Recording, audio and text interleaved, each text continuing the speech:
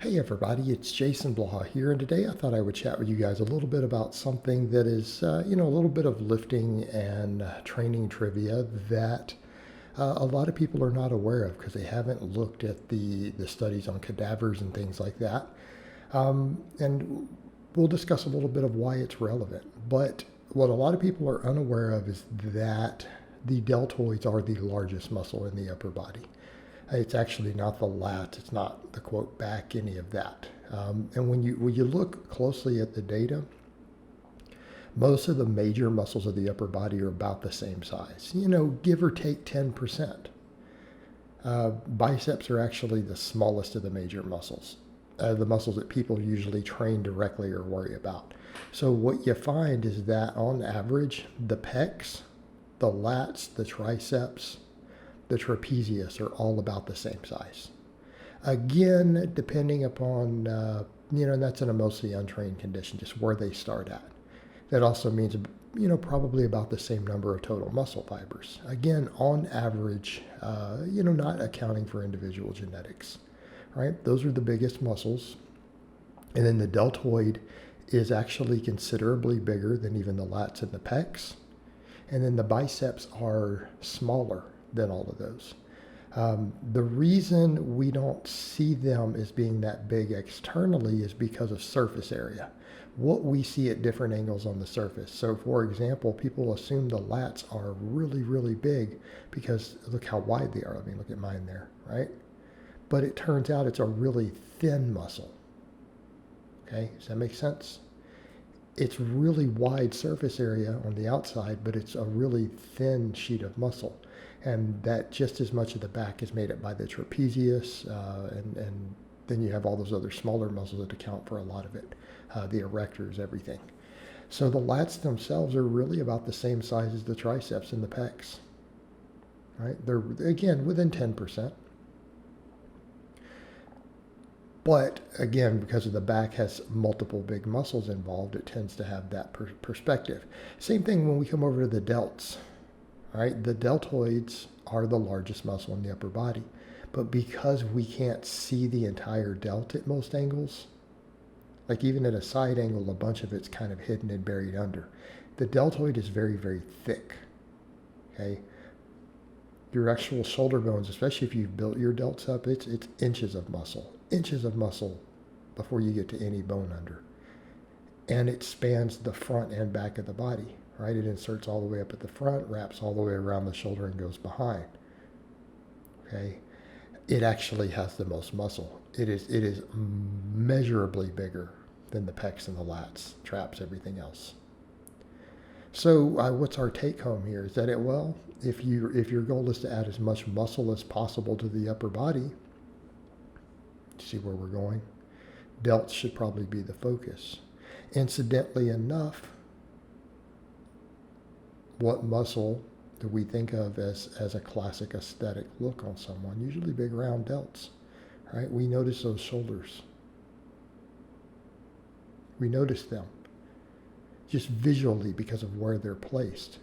But that's the other thing that people should think about too, that should make it really apparent.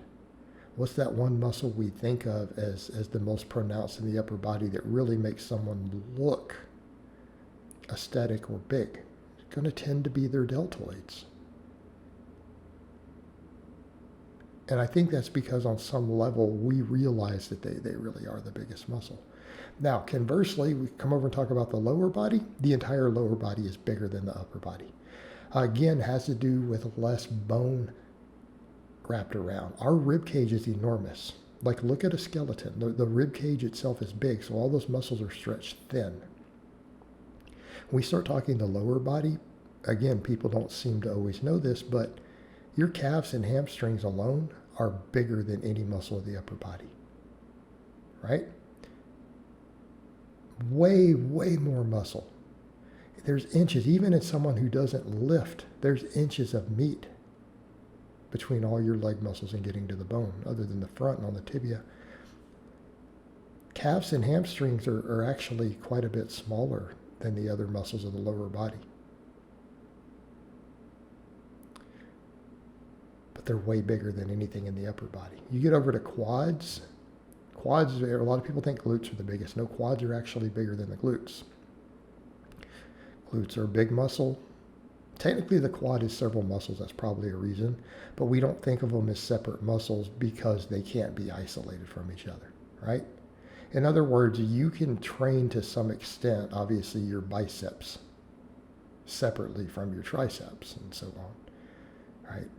With the quads, all the heads pretty much have the same function. You can't even emphasize different parts. With people who are like, oh, the inner versus outer quad. No, you really can't. That's not been found really in data.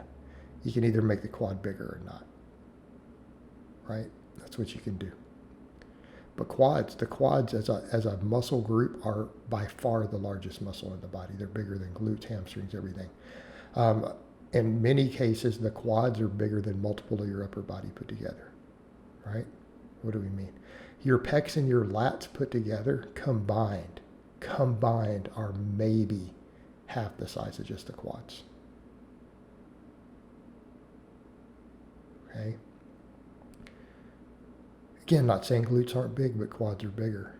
So again, if your goal is to add as much meat as possible to the lower body, it makes sense to train quads. Put a little bit of a focus on them.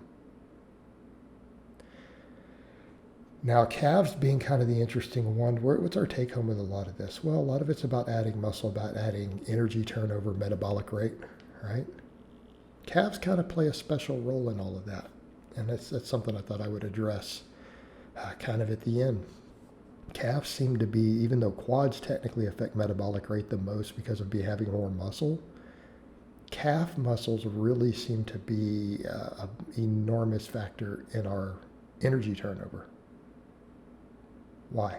Because of the swing weight. So when people are walking or jogging or anything else, the size of your calves is one of the biggest factors in determining how many calories you burn. Kind of a case in point, even though endurance athletes might do well to train their quads because it'll improve force output, having bigger calves is a disadvantage, right? And there's whole other things on that we could go into regarding different genes around the world and who places well in endurance events. There's been some correlations there. That's probably a bit much for this video, but that is kind of a point of if you come over and say, if you wanted to increase your metabolic rate as much as possible, again, really useful if you're trying to stay leaner, right? Quads and calves. Quads and calves should probably be a priority. All right, guys, but that's really all I have to say on that today. I hope it's been informative, and I'll talk to you guys next time.